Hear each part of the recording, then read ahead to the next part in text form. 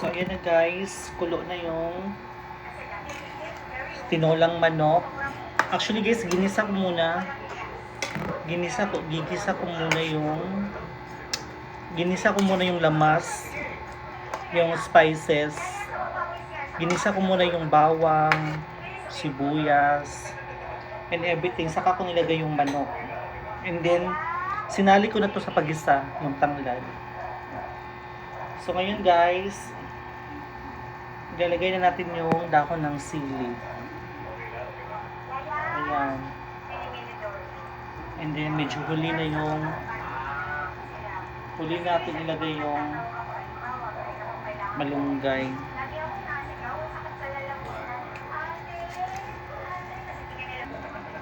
So ayan guys, ilagyan ko na ng dahon sa sili.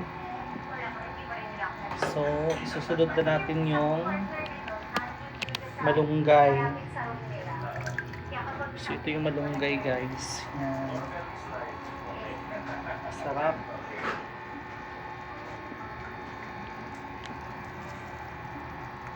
Masarap ang tinulang manok guys kapag gigisahin nyo muna yung bawang, sibuyas at saka yung luya, and then yung manok at saka yung tanglad, gigisahin nyo muna bago kayo maglagay ng tubig. Tapos pag lalagay yung tubig guys, pag kumulo na yan, tapos pag kumulo naman siya guys,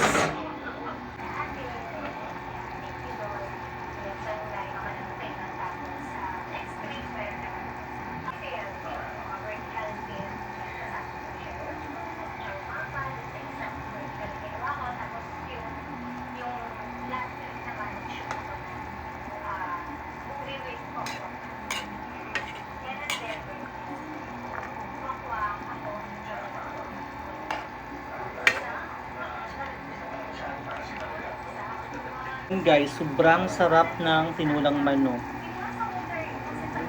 Ayan.